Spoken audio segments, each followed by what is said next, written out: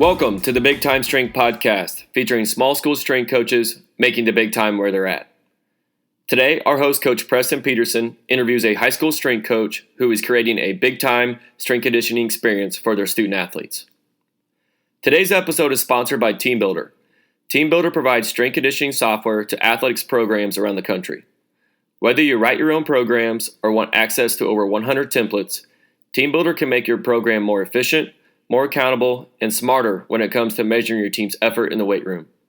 Visit their website and start a 14-day free trial at teambuildr.com. Thank you for listening, and I hope you enjoy the episode. Coach Monte Sparkman is the Director of Athlete Performance at Richland High School. Coach Sparkman is a native of Burkburnett, Texas.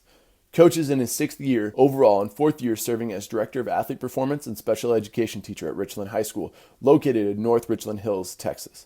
Prior to his arrival at Richland, Sparkman had coaching stops at Burkburnett, the Virginia Military Institute, and North Ridge Middle School. Sparkman interned under Frank Wintrich at the University of North Texas in 2012. Coach Sparkman was a 3-year letter winner in football and earned his undergraduate degree from Baker University in 2002. He received his master's degree in education in 2007 from Wayland Baptist University. He is a National Strength and Conditioning Association certified strength conditioning specialist, a certified club coach and sports performance coach through USA Weightlifting, and a certified Level 2 coach through USA Track and Field. He is married to the former Sabrina Kingston of Burleson, Texas, and they have 2 children, Jacqueline Shea and Alexandra Ray. Please listen in. This is an awesome show. Coach goes through a lot of information. Sit tight. He'll explain a lot of what he's doing programming-wise, what he thinks toughness is actually about, and many other topics. If you have any questions at the end of the show, you can definitely reach out to him. He leaves all of his contact in the show and also in the show notes. Thanks. Hey, Coach. Very happy to have you on. Following you on Twitter for a long time, seeing what you're doing within your own training, but also with your student athletes.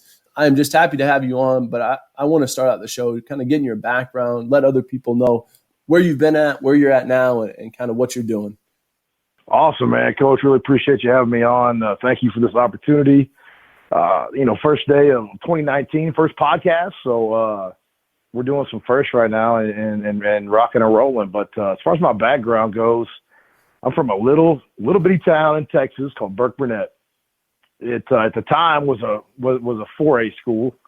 It's since gotten a little bit smaller, and grew up there. You know, was your typical high school football player, and wanted to play in college, and really wasn't that great, but I had a little bit of success, and so wanted to go to a place where I could be successful and where the team could be successful. You know, we really weren't that successful playing, and Baker University was the place where I ended up going. And so straight out of high school, went to Baker, was there 5 years. I redshirted 1 year, and from there came back. And I'll be honest, my whole goal after college was to come back to Texas, go back to my high school, coach D-line and powerlifting, and that was going to be it. Strength conditioning coach was not even on my radar, and it was one of those deals where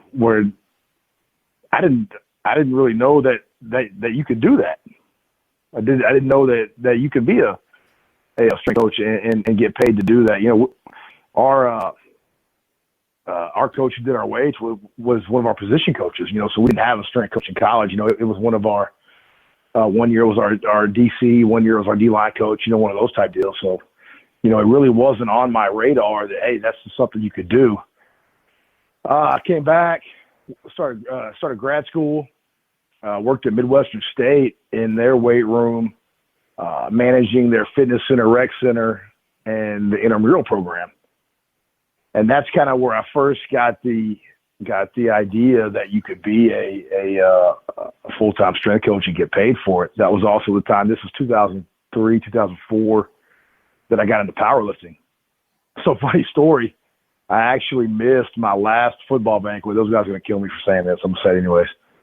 I missed my last football banquet to do my first powerlifting meet. And so from there, really kind of got the bug, and that was, Louis and West Side, and that's really where I kind of immersed myself into that, I guess, neighborhood of training. You know, it was box squats and boards, and really, if you weren't doing that, then you were wrong, basically. And so very, very myopic sense of training. Really didn't know anything else, and so did that for about 2.5 years. Then, as I'm walking on the cruise ship to go on my honeymoon, I get a call from the head coach in my hometown. Says, "Hey, we have a junior high position. Would you be interested in it?" So, "Yeah, coach. You know, I think I'm going to do it. But hey, I'm about to go on my honeymoon, so let me call you in a week." So, did that. Coached 1 year. Got married. Coached 1 year of middle school football, and then I met my wife at the Air Force Base there, and we actually met at a bench press competition. And so, you know, my buddies are like, "Where did you guys meet? The weight room?" And I'm like, "Yeah, we kind of did." You know, typical meathead type romance or whatnot. So got married, coached 1 year at the middle school, and it was time for her to move. And one of the places or jobs that she could do in the Air Force and have a minimal chance of being deployed was teaching ROTC.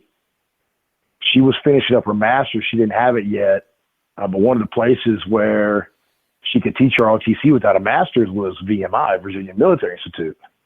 So she says, "Hey, what about that?" And I said, "Well, I've got family in Virginia, you know, sounds cool."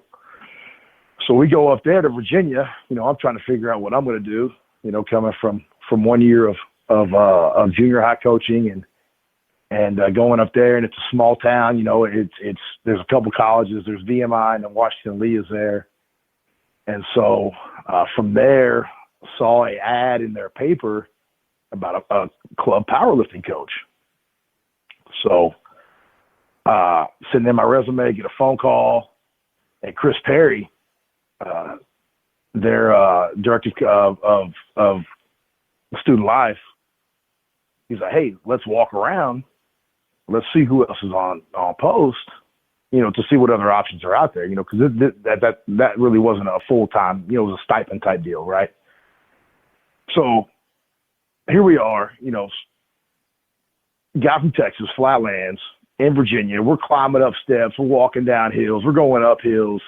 We go all the way up to the stadium, meet the head football coach. He probably thought I was, you know, crazy because I'm out of breath. You know, "Hey, nice to meet you," you know. Wasn't a whole lot of GPP going on back then. It was more bench squats and deads.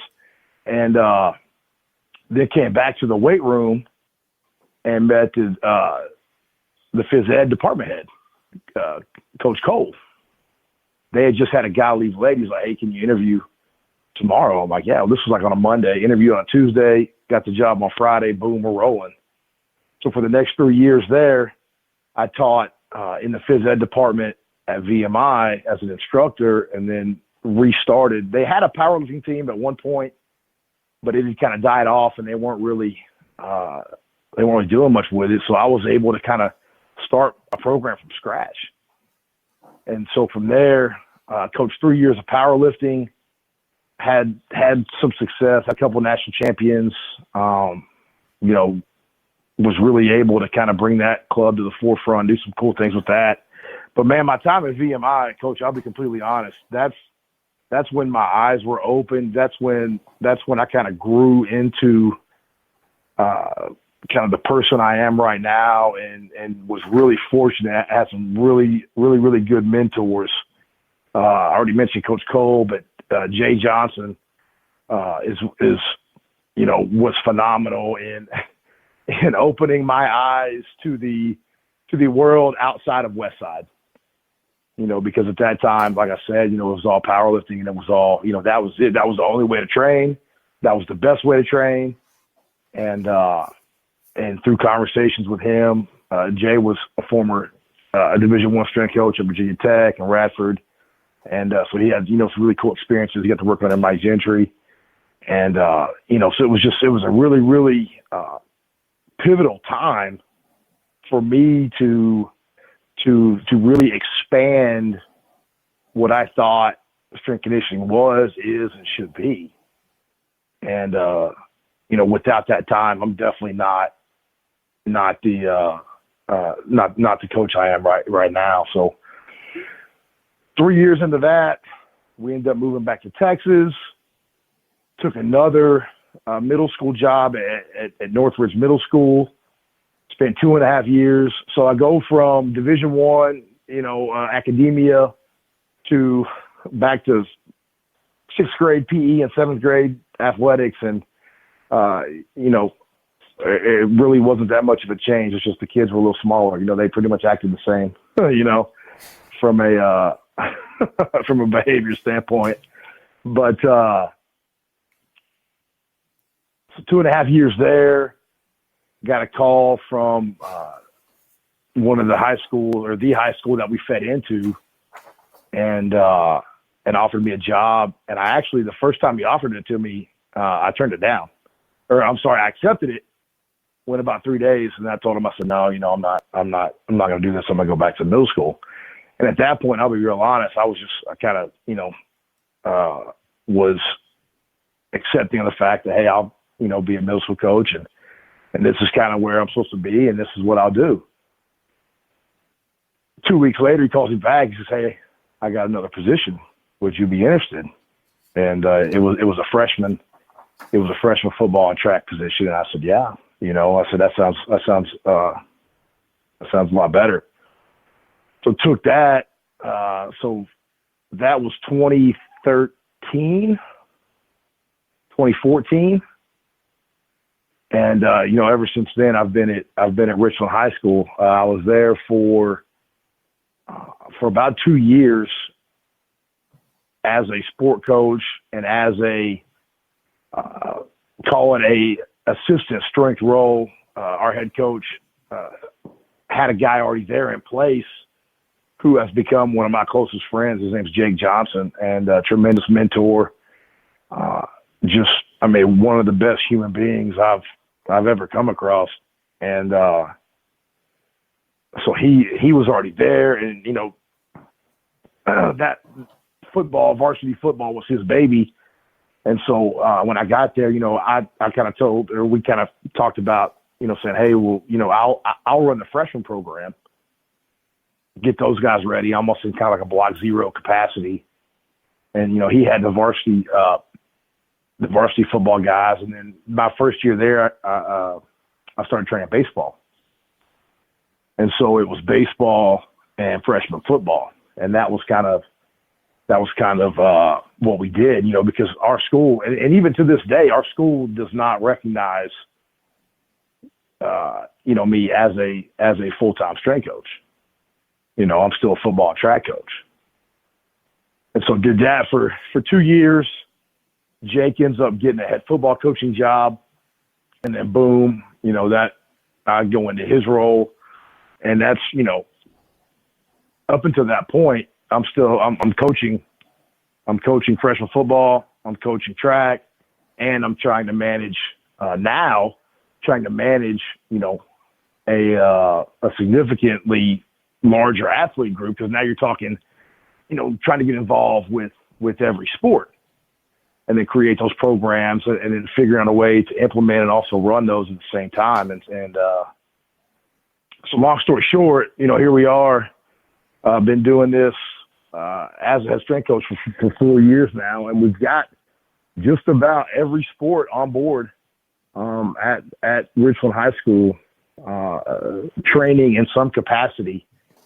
And it's been really, really good, man. We're doing some really, really cool stuff, really, really exciting stuff. It's pretty amazing to see the growth that's taken place from when I got there in 2013 to now, it's 2019. I mean, it's an exciting time to be there, and it's only getting better. So that's a lot of rambling about kind of where I came from and kind of my path to here.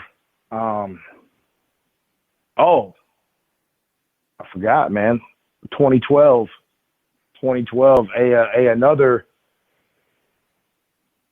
another crucial stop. I was very, very fortunate to be able to intern University of North Texas under Frank Wintrich.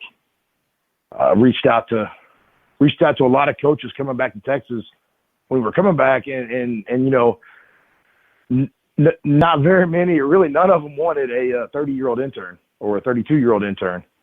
But here I was at 32, and Frank said, "Come on, man, I'd love to have you." And man, that was a game changer.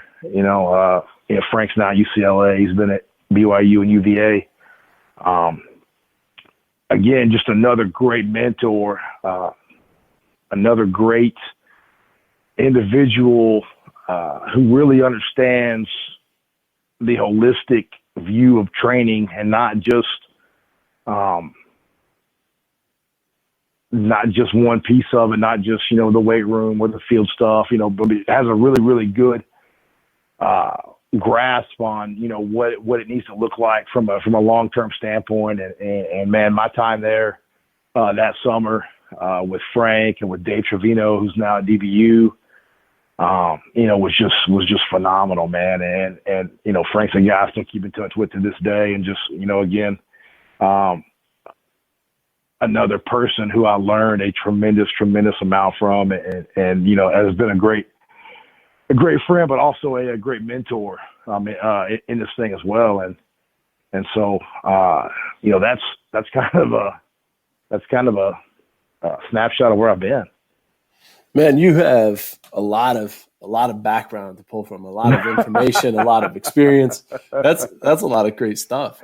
You talked about 6 years ago now, you got to where you're at, which is Richland High School, right? Is that Richland High School? Yeah. So 2013 was kind of that transition point, and like I said, been there 6 years. But if we could back up just a little bit, my educational background, it's not exercise science, it's not physiology, it's not biomechanics.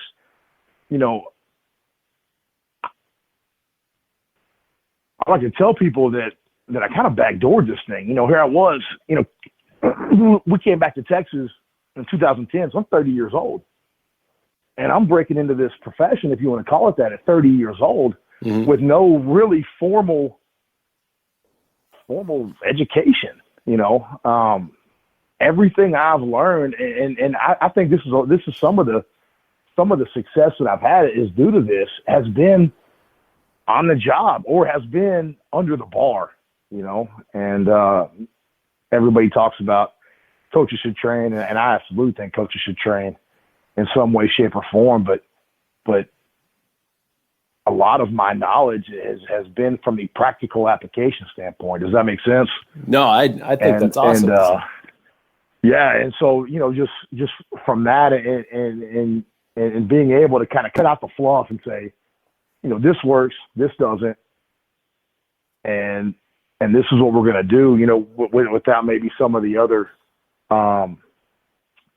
smoke and ambiguity that kind of comes with training sometimes. So one of the things that really stands out to me, Coach, is, there's this kind of the model that a lot of people go through. They're like, yes, go to college, get an exercise science degree, make sure you get a certification. Right. Now you got to go intern, find a graduate assistantship. After you do that, send out tons of resumes and do all these things. And I love just talking to coaches that have found their way to being able to impact their student athletes, going a different route and doing different things, but their passion's still leading them, and once they get there, they're killing it. Like before the show, you said to me, you're going to go with 4 other dudes and you're going to go all the way to Corpus Christi to speak at a conference. All along the way, you're going to talk to coaches, stop at different colleges and high schools and then and do those things. And then on the way back, once again, stop at UT and listen to their conference, their clinic. And I'm thinking, okay, if I had the choice between a formal education and then doing all the certifications, yes, those are important. Those are good. Those are awesome things. But people that are on fire for learning still, that are making sure that they make connections with other people, and they are just wanting to learn every second, every day. I find so much more value in that than a degree that sits on a shelf, and that's something that I think you're doing an awesome job with. Well, and I appreciate that. And that's something we can hit on a little bit, because there's this talk about certifications and not certified and education. And you know, I think the educational background and I think the certification background, you have to have it. You know, that CSCS, that's going to protect me if, heaven forbid, I ever have to go sit in front of a judge and say, well, what qualified you to do this? Well, I have a base level of knowledge demonstrated through this test, or I have a base level of knowledge demonstrated by this degree. Does it mean I'm a great coach? Does it mean somebody, okay, you've got your certification now, you know it all? No, it doesn't. Some people think that. Boom, I've got it, I'm good, let's go coach. You know, but for me at the high school level, I'm on an island.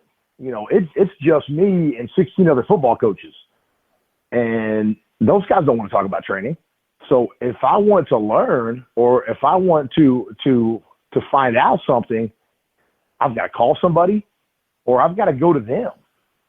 And having that interaction, to me, you know, we talked about the practical application of kind of my upbringing and my learning. You're right. That to me is where the rubber meets the road. You know, if you want to say that, and you're talking to guys in the trenches who do this every day. It's not theory. It's not something you read in the book.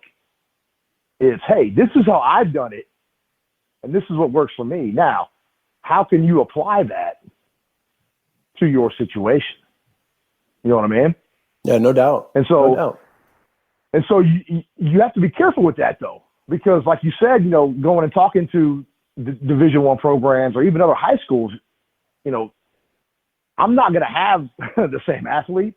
I'm not going to have the same resources. I'm not going to have the same equipment. Mm-hmm.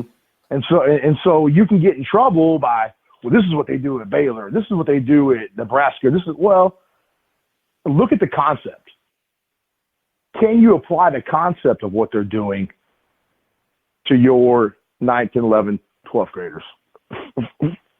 I can't talk for me at the high school level. Mm-hmm. You know, can you apply that concept? And I think 9 times out of 10, you probably can. But where coaches get in trouble is they want to cookie cutter that, or they want to snapshot that and say, hey, they're doing, you know, velocity-based training with Tendos and Gym Aware or Elite Form or whatever. This is what we're going to do down here. Well, you can't do that. And so just to come back around to what you're saying, you know, you have to reach out to those guys and put yourself out there to be able to acknowledge that there's some knowledge that I don't know. You know, I have no problem telling our head coaches and even student athletes, I don't know, let me find out. Mm-hmm. You know, and Those are powerful then it's words. my job. No, for sure. And then it's my job, you know, and that's where that networking comes in, where you can pick up the phone and call somebody. Hey, man, I've got this situation with the athlete. Have you ever had this? What do you do? Or, you know, I'm having this issue with the head coach. He wants to do this, but I want to do this.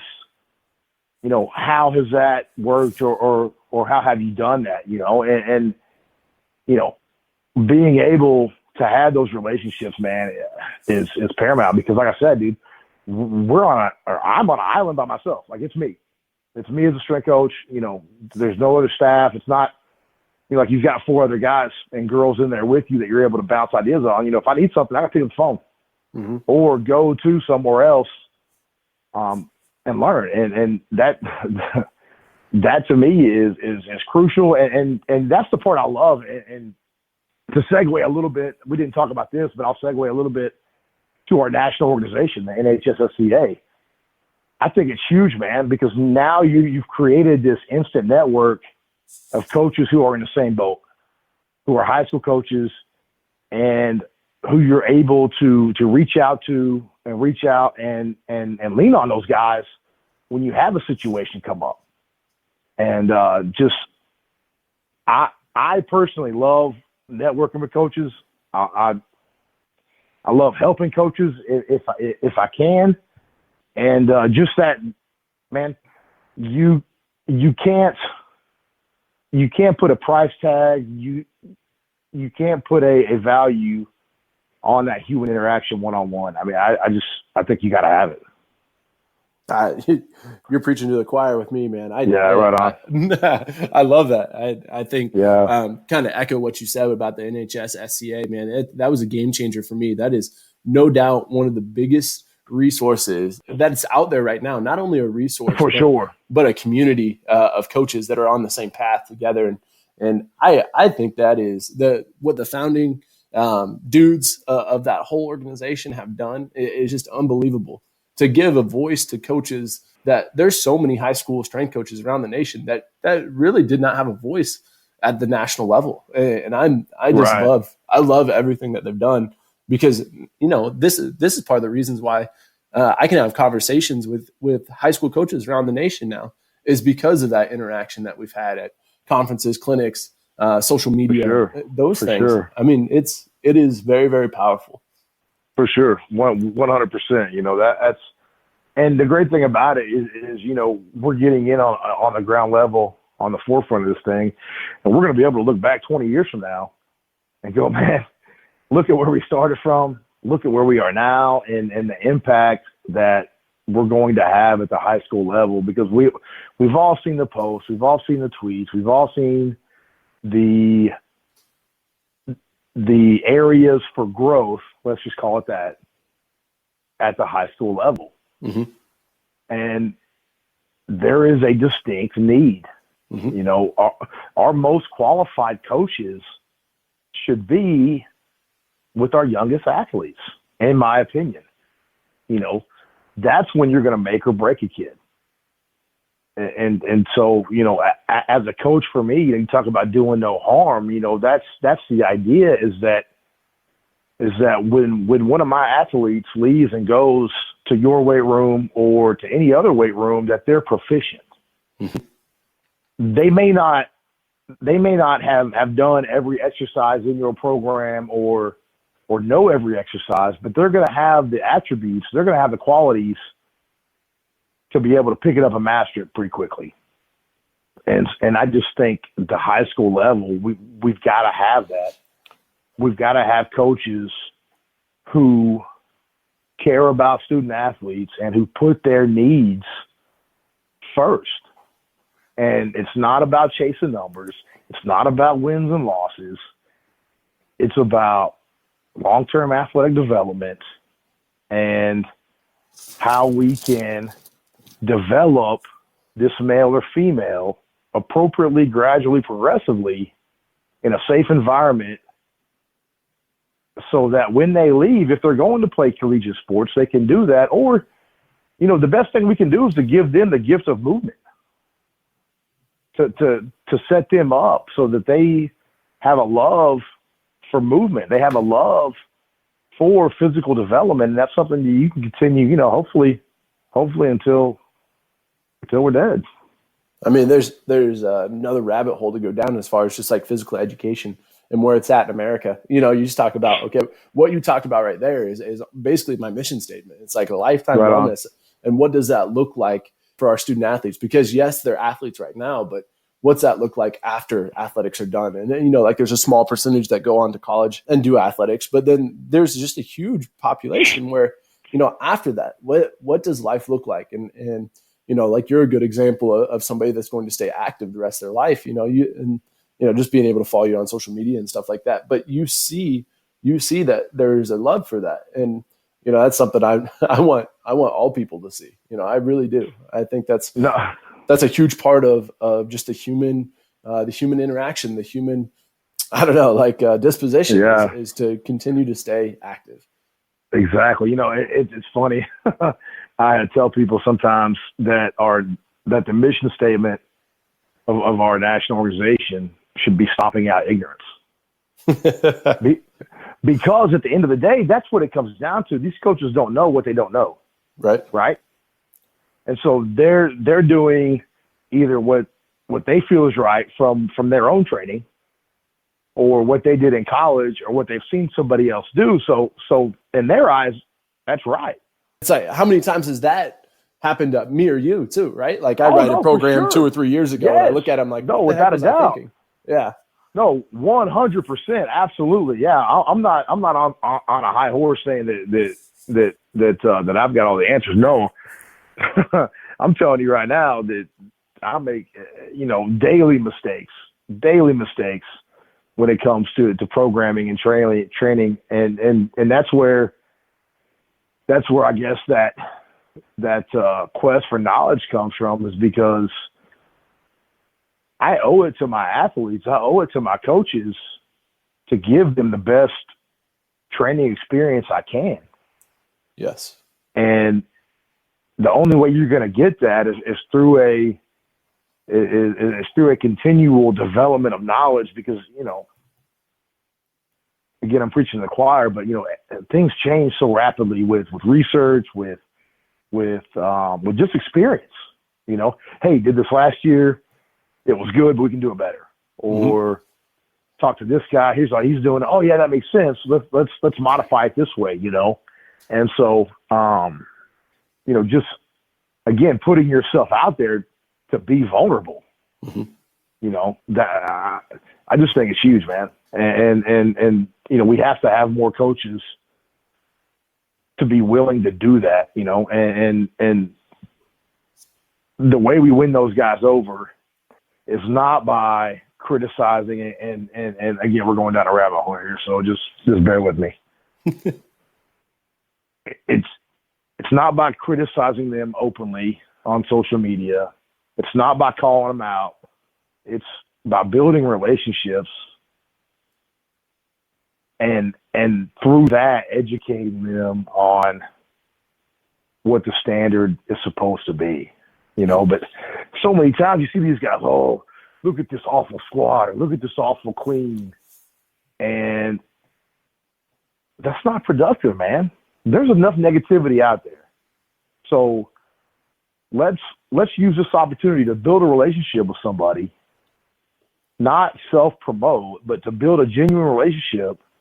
Reach out and then say, hey man, have you thought about this? Or this is a resource that's helped me. Would you like information on it? And that to me is how we're going to reach these guys. That to me is how we're going to grow an organization. That to me is how we're going to be able to coach and equip and educate. That again is part of the motto of our group, is to educate, equip, and empower. Empower, exactly. And that's how you're going to do it, and if I can be a resource, if this podcast can be a resource to help somebody become better from a knowledge standpoint, man, I'm all for it. And I think that's what needs to happen. Awesome. With that, let's do this. And you kind of alluded to a little bit of your mission so far. Let's start to talk a little bit about your program specifically. What is your program's mission statement, and maybe the core values that you are instilling within your student athletes? Oh man, the Freak Factory. So in a nutshell, we want to teach movement over muscles, and we want to build the most complete athlete possible. That when you're talking from a mission statement, it really comes down to creating an efficient mover. And if you can do that first and ingrain those proper movement patterns, then we can worry about the next phase, which is loading that, but if you're not an effective mover first, if you can't bend, if you can't hinge, if you can't squat, then you're setting yourself up to really be let down later on in that athletic career. So from a philosophy standpoint, that's kind of where we're at. As far as the pillars of our program, man, we want to be energetic, enthusiastic. We want to have great intensity, discipline and toughness. And we're going to do that in an environment that is hopefully fun. You know, when I was growing up in high school and into college, you know, there were many, many times where the weight room was a punitive environment, right? You know, for example, in college, we would have a day, you know, where things were going well or whatever. All right, boys, put the weights up, grab a plate, and we're going to do a plate workout for an hour. And don't get me wrong, I think it's time for that. But the weight room is not a place to make a kid tough. Your program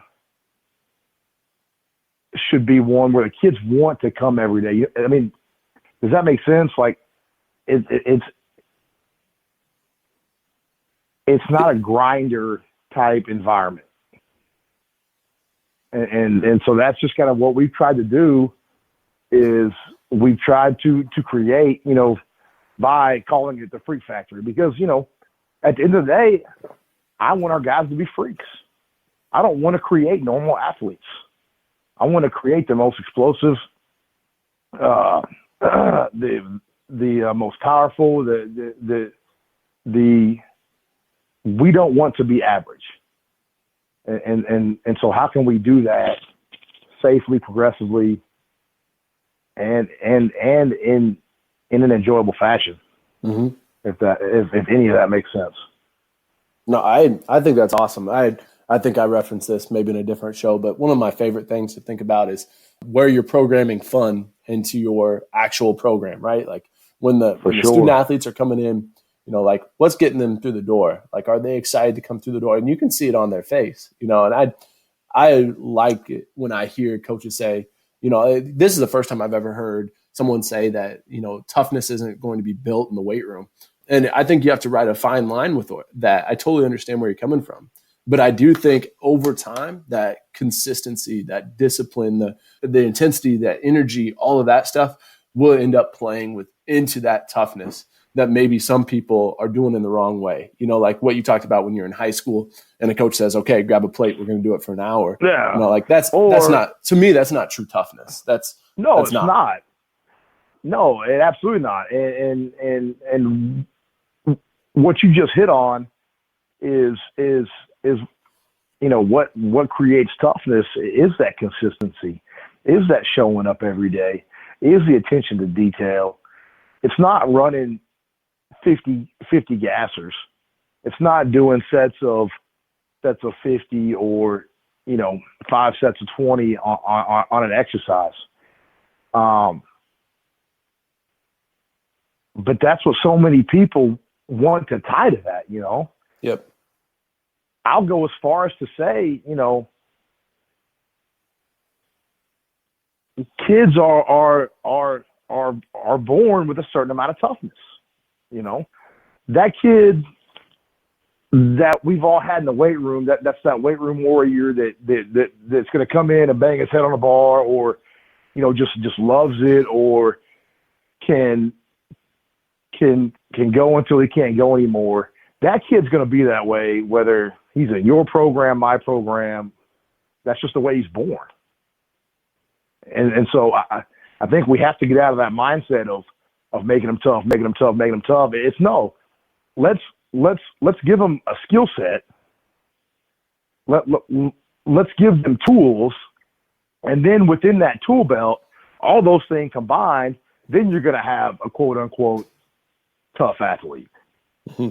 You know what I mean? You know, Yep. Through discipline, through attention to detail, through consistency, through effort and attitude. You know, we one of the things we talk about all the time is bring your effort and attitude. You know, those are the two things that you can control every day. You control the kind of effort you're putting out, the kind of attitude you have every day. And so, you know, that combined with the other thing we just talked about is, I guess, quote unquote tough, you know, but you know, for me, that's kind of a gray area, you know, that concept. The amount of information, you know, that a kid gains from the weight room, or the skills that they develop, like what you're talking about, I truly think that's that is the route that if we could get it across to every coach in the nation, that toughness doesn't come from, prowler pushes and dumbbell farmer carries and things like that. It's more so, being able to, like all the things that we've mentioned so far. I think that's kind of an earth-shattering thought, because I mean, right now that's the culture that we've had for a while, that we need to have more physicality in some way. And I'm just not convinced that's where it stems from. And so exactly. My next question for you is kind of, what is the culture of your program, right? So if I was going to, just talking to you so far, I would say probably toughness is going to play into the culture, but maybe that looks a little bit different because of how we've described culture or how we've described toughness to this point. Right. Yeah. Yeah. No, culture for us is creating the environment where the student athletes, they want to show up. Our culture is such that when it's time to close the doors, we have to kick kids out of the weight room. You have to pull them back.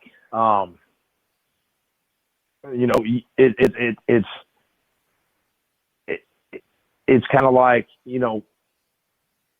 I want to have to pull the reins back and not convince you to participate in our program. Does that make sense? And so, how we do that is through fun, is creating days like Big Squat Friday. That was something that I learned from Frank, who learned from Joe Ken. They had Big Squat Wednesday. And so, we took it and kind of made it our own. And so it's Big Squat Friday. Well, before that, it was Big Bench Sunday, and it's creating those days where there's a theme, where it's fun. We had our first Merry Liftmas, where, hey, we'll bring the kids in. You want to dress up like Santa Claus or Christmas attire, you do that. Mm-hmm. Make the environment fun. Reward the kids for their efforts. We have weight clubs, whether it be for certain lifts or whether it be for your total. And so we reward those guys, and girls. Whenever you hit a number, we want to celebrate it, and so if you have to define our culture, I think it's one of consistency. I think it's one of progression. I think it's one of enthusiasm, because at the end of the day, that's what you're trying to do. You want to set them up for success in the weight room. That's why I'm drawn to the weight room. And I'm talking about the weight room, but I'm talking about athletic performance as a whole. The best thing about what we do is it's measurable. Everything is measurable. And my simple mind works in concreteness. And that's one of the reasons that I feel like that I was drawn to athletic performance. I was drawn to strength conditioning. I was drawn to the weight room, is because immediately, instantly, when you leave that drill or when you leave that lift or when you leave that session, did you get better or not?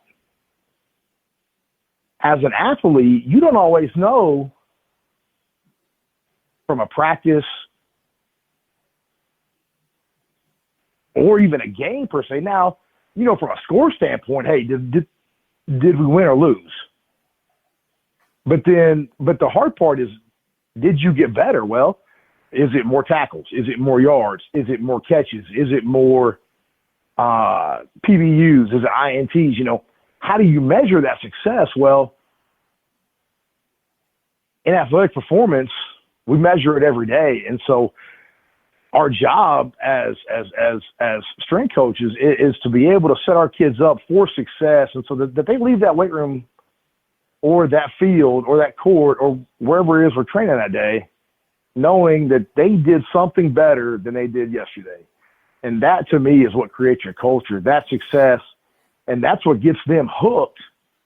That's what got me hooked. It started out in high school with a 200-pound bench club shirt. I wanted that orange T-shirt with black letters at 200-pound club. And so you had that success, and then boom, the next one was 275, and so you want that one. Then boom, the next one was 300. You want that one because in the weight room and on the feet and turf, when you're talking movement stuff, instantly if you got better or not, and it makes you feel good. Mm-hmm. And so the more kids that we can instill that success, the more you're going to have buy into your program. That's culture. Mm-hmm. Is allowing them to be successful so that the next day they want to come back, and the next day they want to come back, and the next day they want to come back. And then you look up 4 years down the road, you go from a kid who can't do a push-up or pull-up to now you're cranking out 20, 30 of those, but you have to create that success from day one to allow them to have that consistency over 4 or 5 or however many years you have them in your program. So I think that's a great synopsis. That's a great look at what it is to be in a successful program, right? If you can measure your kids' improvements, and even more so than that, you get them pumped up, you give them the confidence, you give them just the ability to come in every single day and be consistent and see that growth. That's a big time deal. The best transferable quality that a kid can take from our performance program to their field of play is confidence. That's the number one quality that you can give them. So you're talking about, culture and what that looks like. If they're having success in your program, if they're having success in your room and your field, then they're going to be more confident. And as you know,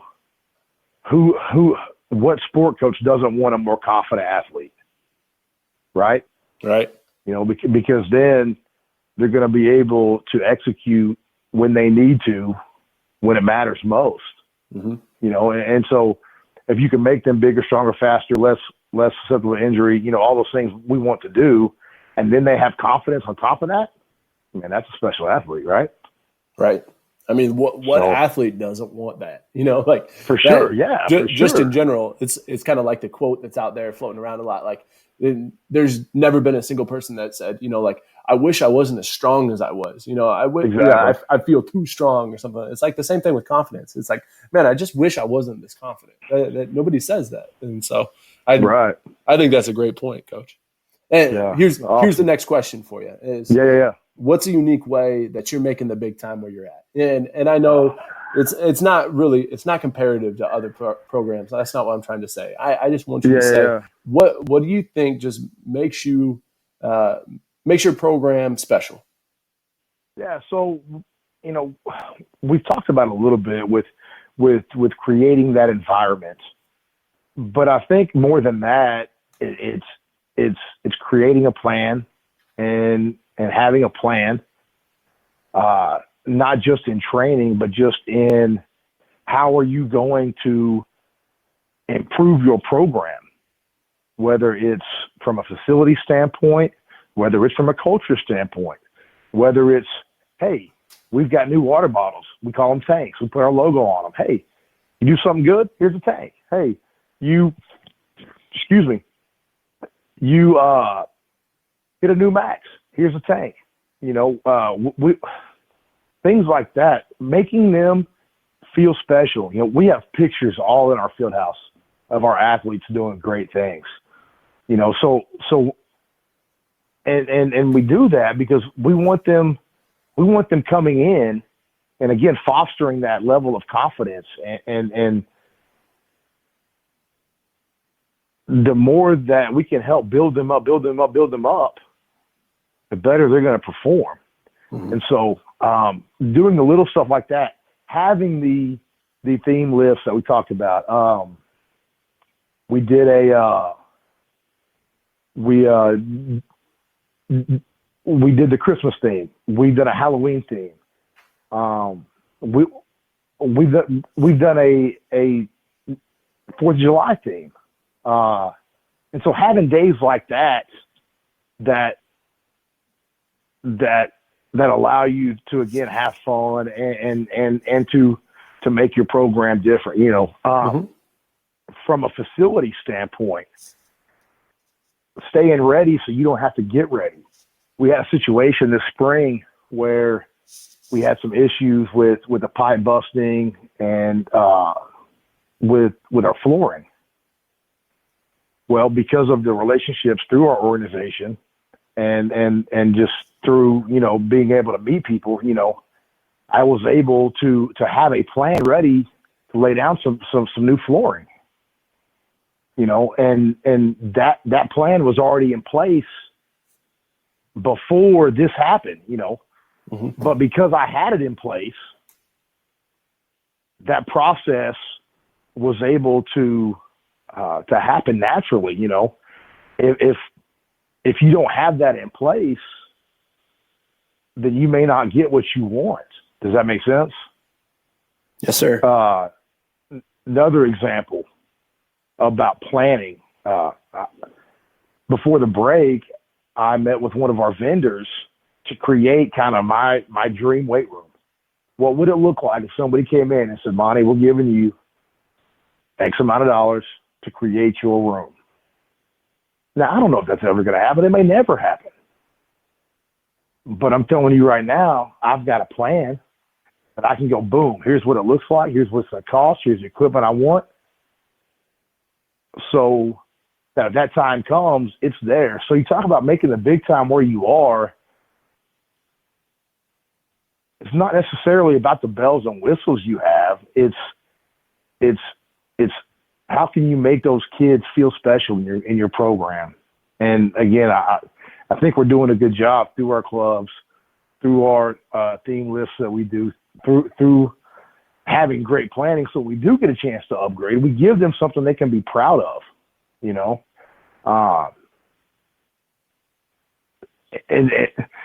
then I guess to sum it all up, it comes down to giving your program an identity.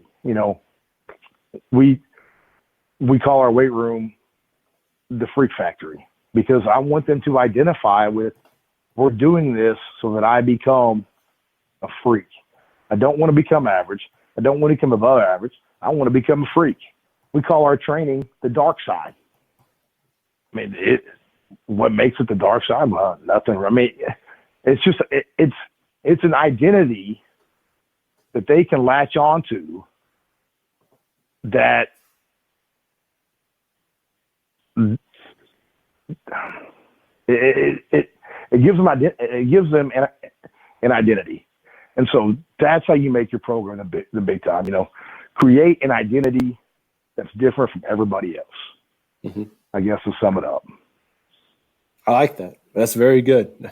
I wrote a lot of those notes down right now. Some of the things I'm thinking. Yeah. I like that. Those are great. Well, and for me, I think it almost has to happen organically. You know what I mean? Like, I think it's hard to say, okay, man, what is my program? What do we want to be known for? And to really sit down and put pen and paper, I think it's hard. But like, for example, Freak Factory, I was talking one day with a coach, or I'm not even sure when exactly that defining moment was, but we were just talking about, what do we want our athletes to look like? And I said, man, I want a bunch of freaks, like, I don't want a bunch of normal guys and girls walking around here. Like, I want like some X-Men, you know what I mean? Like some special, guys and girls with special powers. And so how do you create that, or how do you develop that? Well, you don't just want one of them. Well, then that's where that factory kind of tags along with it, because we're going to create them, or we're going to create them year in and year out. And so, that to me, I think has to happen almost, naturally. And I don't think you can force it, I guess is what I'm trying to say. Yeah, no, when something happens organically and you latch onto it as an identity, and it just works. You know, it's sometimes it's just like, man, this worked out too well. It was meant to be, and this is a great, and be able to run with it like you have. That's awesome stuff too. I think the next thing I want to get into a little bit is kind of, you know, like you talked about the program as a whole. You wanted some movement over muscles, you know, movement efficiency, all those type of things. What does your programming look like? What does a typical training session look like? Maybe get into a little bit of your conjugate training. You know, that West Side background a little bit. Let's hear it. So starting out and going back to 2012, 2013, when I was with Frank, that's when I got introduced into the tier system. And the tier system, in a nutshell, is basically it's 3 days of total body training, with each day having a different emphasis. Okay. Mm-hmm. And when I learned that, or when I was exposed to that, that made a lot of sense to me, because athletics is not a body part. Athletics is not a body segment. Movement is not one dimensional. And so why are we training our athletes, for example, on an upper lower split? Because when they go to perform their sport, it's not, oh, hey, this team is this, so we got to use our lower body, or this day is this, so we're just going to use our upper body. They've got to use their total body to have success. So why not train that way? And so from a template standpoint, that's the template we follow. Is the tier system, and I'm telling you, it was a game changer from day one. You know, not only are you able to train total body, but you're able to add an extra day of training with less days, if that makes sense. Yep. So, for example, in a traditional upper lower split, 4-day split, you're getting 2 uppers and 2 lowers, right? And so with tier, we go 3 days, we're able to get 3 upper, 3 lower, and 3 total body.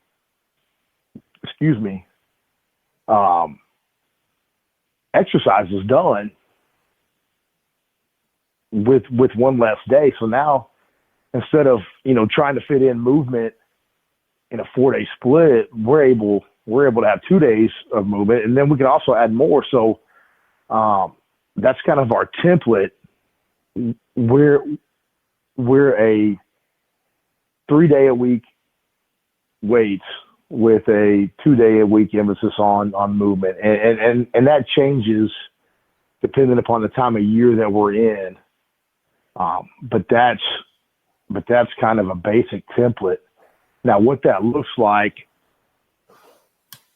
is Monday typically is a max effort total body day. So for example, that's our clean day, clean emphasis. So that's quote unquote our max effort, but our lower body is going to be dynamic effort. And so that's where we're working on bar speed, you know, doing the force velocity stuff. Not force velocity, velocity based. We're trying to shift the force velocity curve, but you know, I mean, that's where you're doing your speed stuff. And then so the rotation goes total lower upper for that day, for Monday. So we're going to have a max effort clean. We're going to have a dynamic effort lower, and it might be front squat. It might be back squat. It might be a single leg movement. You know, we're not going to be tied into, and that's kind of where I've developed this thing is it's a conjugate system, but we're not just tied to box squats and pulls. You know, we're going to do Olympic movements.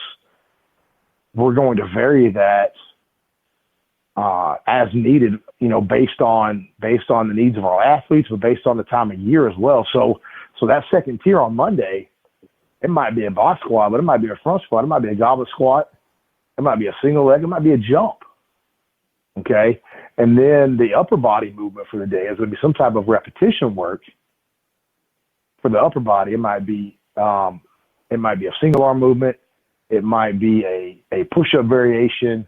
It might be a band variation.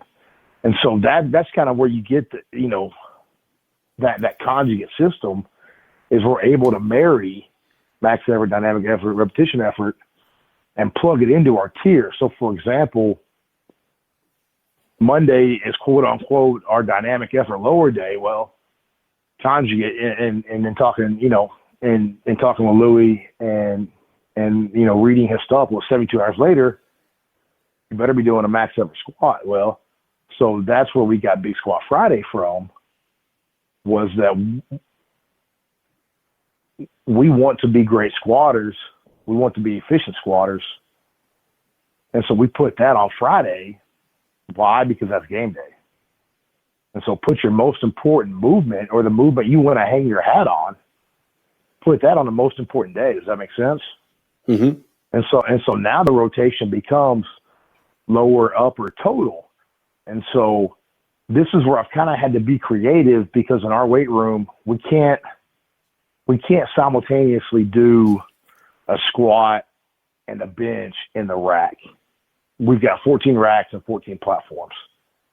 And so I have to design it with that in mind. And so if, for example, we split them up into bigs and skill, well, while our big boys are squatting, our skill guys have to do a platform movement, or I've got to be creative.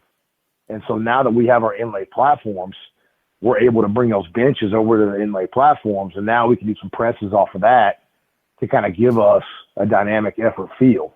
Does that make sense? Yep. And so while we're doing our heavy squatting on Friday, now we're able to do a dynamic effort movement pressing wise on the platform. And then we incorporate a total body movement in with that. Typically it's going to be some type of jump or some type of snatch variation with that. And so, and then Wednesdays is kind of our bench day.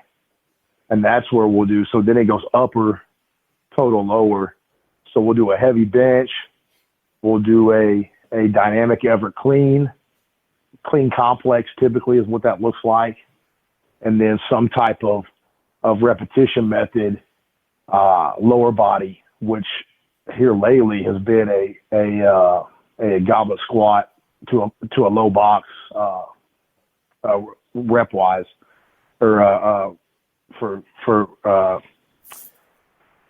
volume, for rep work, is what I'm trying to say. So, so that's kind of how we've organized it.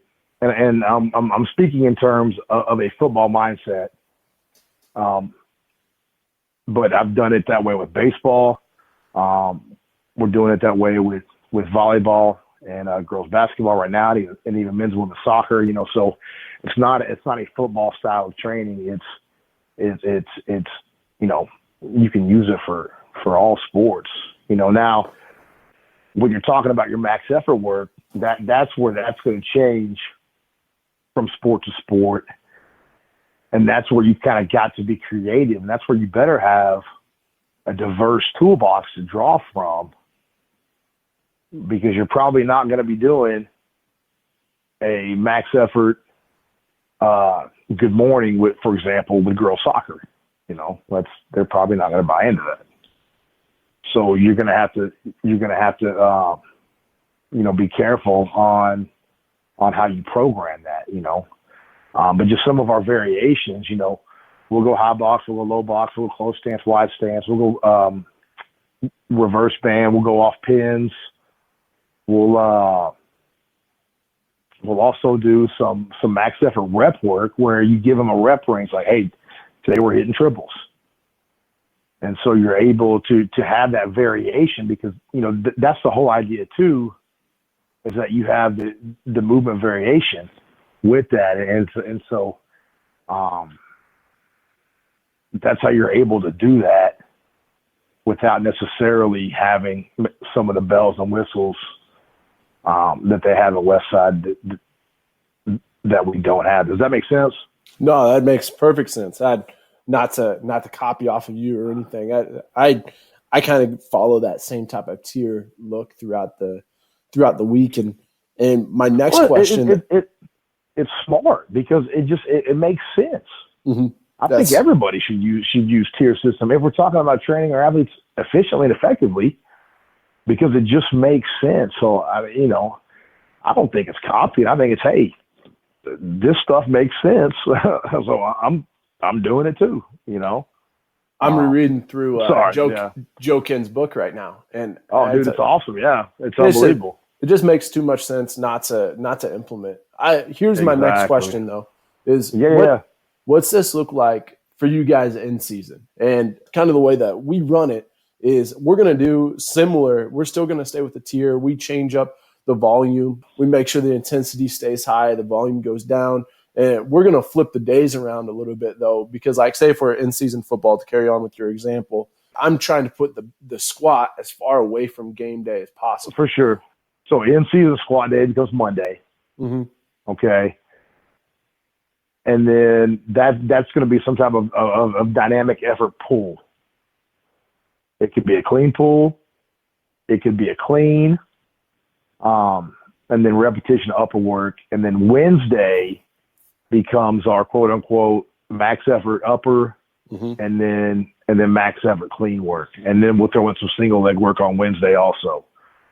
So we train 2 days a week in season, Monday and Wednesday. And then, my original thought was to go big squat Saturday, because, what's everybody do? They bring them out Saturday, right?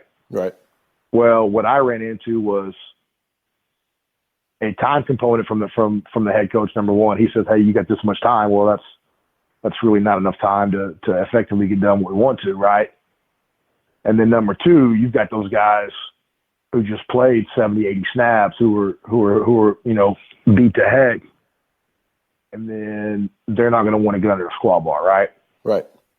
So Saturdays became more of a blood work, GPP, insert whatever term you want to. Mm-hmm.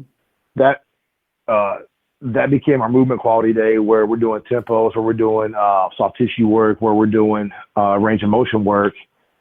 And then so we get that day, and then boom, we're right back in on Monday, squatting heavy, doing a repetition upper, and like I said, clean stuff. And then on Wednesday, it's our heavy bench, it's our heavy cleans. And then we do a pregame lift on Fridays, which I love, and we're actually tweaking it even more going into this season, where it's almost it almost becomes a potentiation session or an activation session, whatever you want to call it, where we're kind of getting that CNS fire, and we're kind of getting them woke back up, kind of getting them prepared to go out and play a game. And right now we're only doing that with football, but I'm trying like crazy to convince our other sports to buy into this, because I think it's so huge.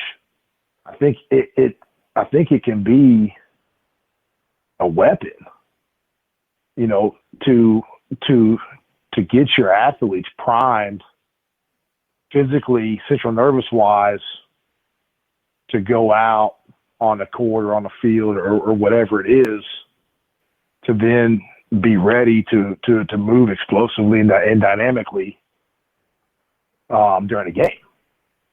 And so just from a template standpoint, that's kind of where we're at right now. That's a very basic overview of how we're set up. Now, we'll follow that Monday, Wednesday, Friday template as long as I can. And again, talking from a football standpoint, the head guy starts getting antsy as we progress closer to spring break. Hey, I want some more football time.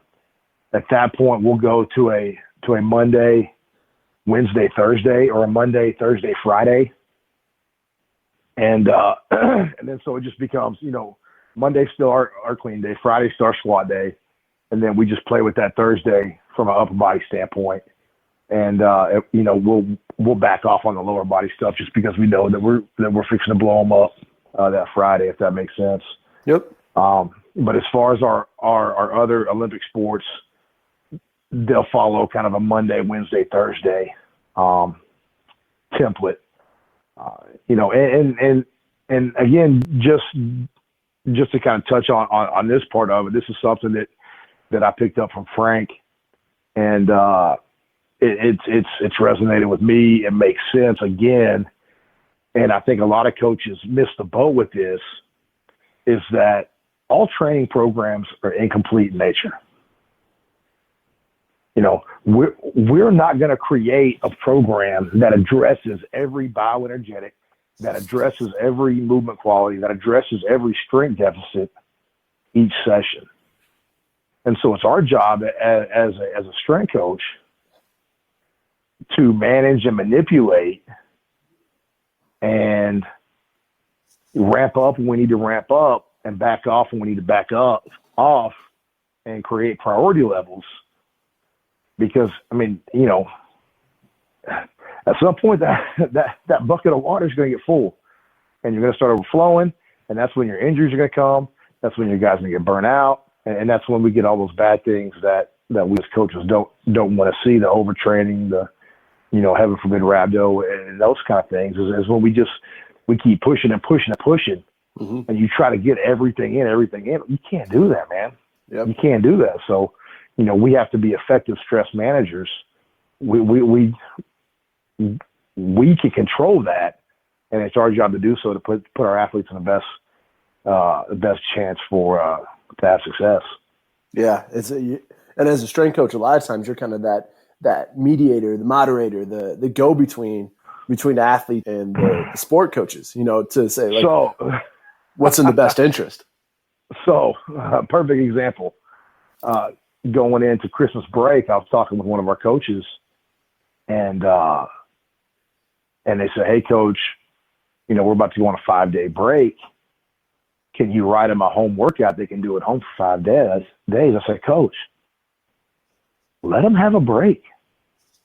5 days off isn't going to hurt them. Mm-hmm. They're going to come back. They're going to come back energized. They'll come back refreshed. They're going to come back chomping at the bit, ready to go. Like, it's okay. It's okay to pull back the reins a little bit." And sure enough,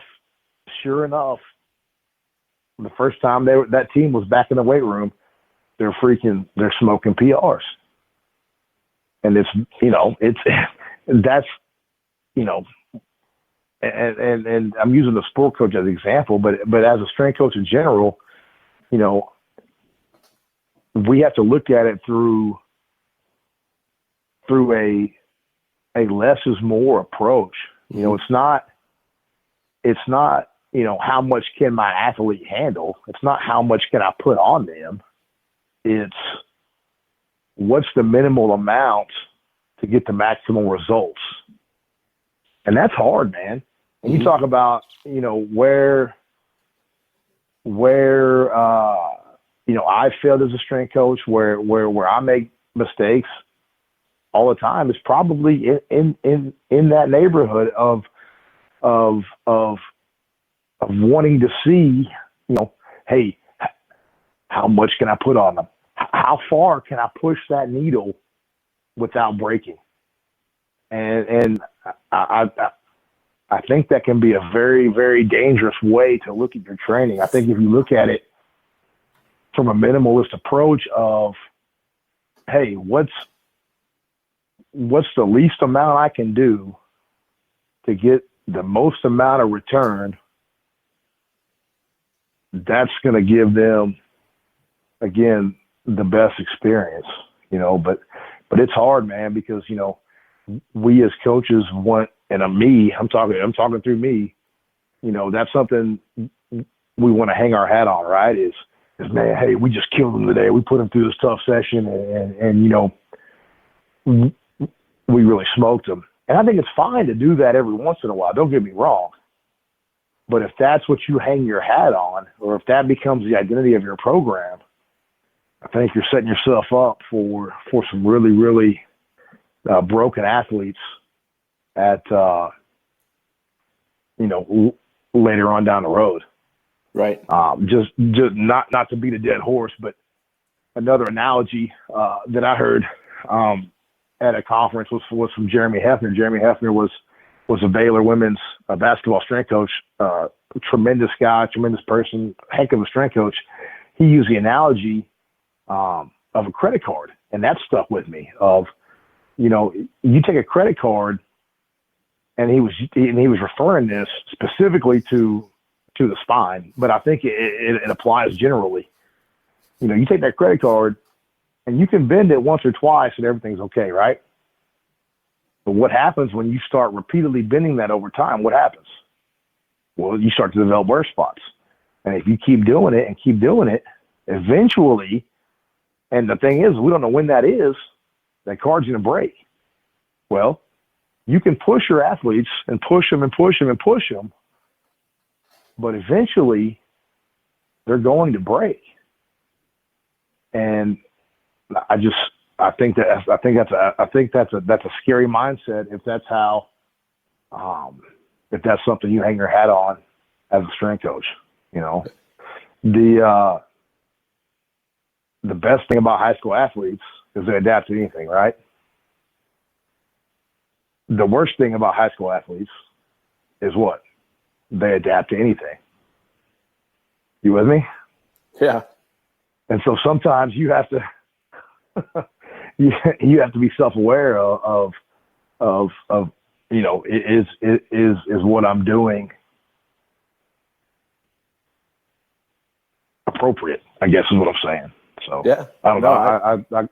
I kind of go down rabbit holes sometimes, but that's just one of those deals. I love that analogy. You talk about this specifically to the spine. Yeah, that makes a ton of sense. But like you said, general application, I think that's very true. It's as a strength coach, we want our athletes to adapt to the stimulus that we're getting. But as you said, if we are overdoing it, man, that is not going to be the return on investment that we want, especially when there's such an emphasis on long-term athletic development. That's not developing our athletes the right way over the long term. And you're hitting it. Another example, there's a new coach on staff, and we're talking about our freshman athletes. He's like, Coach, and this was like in September. He's like, hey, when are we maxing our athletes? When are we taking maxes? I'm like, I don't care what a freshman does. Mm-hmm. It's not going to impress me, number one, and it doesn't matter. Like, mm-hmm. I don't need the strongest 14-year-old in the program. I want that kid to be the strongest 18, 19-year-old when he leaves, Right. But it's there's still a mindset out there of chasing numbers, and trust me, I get it, man, because that's the easiest thing to hang your hat on. And mm-hmm. and I'm guilty of it. Of chasing those numbers, because that's the easiest thing. How many 275, 300-pound benchers do you have? How many 300-pound cleaners do you have? How many 500-pound squatters do you have? Why? Because we can look at other programs and compare ourselves to them. But at the end of the day, they're not rolling. And I've used this analogy with our head coach many times. They're not rolling bars and weights out on the 50-yard line. When they do a tip-off for a basketball game, there's not two bench presses laying down there, Mm-hmm. And so we have to be careful about where we put the emphasis and what we want to prioritize. So anyways, I think it's important. That's great stuff. No, I agree. I do think it's important. So, Coach, we're coming down to the end here, and if you've listened to the show, you kind of understand. At the end, we're just trying to rattle off 5 quick questions, and then you throw out the answers. All right, Coach, what is your favorite book? Oh man, favorite book is going to be anything written by Louis. But with that said, man, the book that's really made an impact on me lately has been the book about the All Blacks, Legacy. And I can't tell you the author's name, but he was a journalist, who spent a year with the All Blacks. And the title of that book is Legacy. And man, it's been really, really huge lately for me. And really taking what makes the All Blacks great and applying that not only to my life, but also to our athletes has been really huge. So again, anything about Louis, but if you're looking for a book, it's going to be Legacy. That's been a game changer. Very good. How about a person that's influenced you the most? Probably Frank Wintrich, because he, when I met him, I was later in life, and I was really kind of coming into my own as a strength coach, and we just, I have learned so much from him with regards to programming, with regards to professionalism, with regards to just how to run an effective, successful athletic performance program. So if you're making me narrow down to one, it's Frank. But I'm going to go ahead and throw a couple of other names out there just because I don't like following rules. So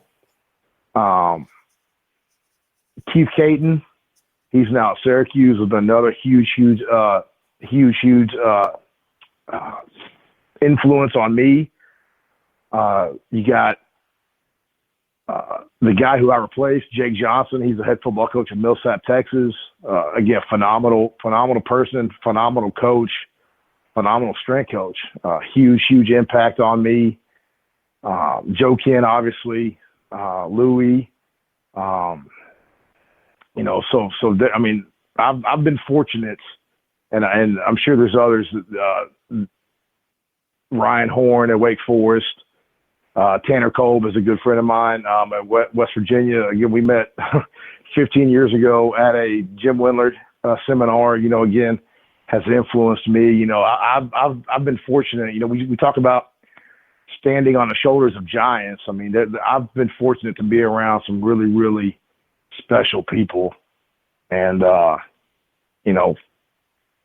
it's my hope that I can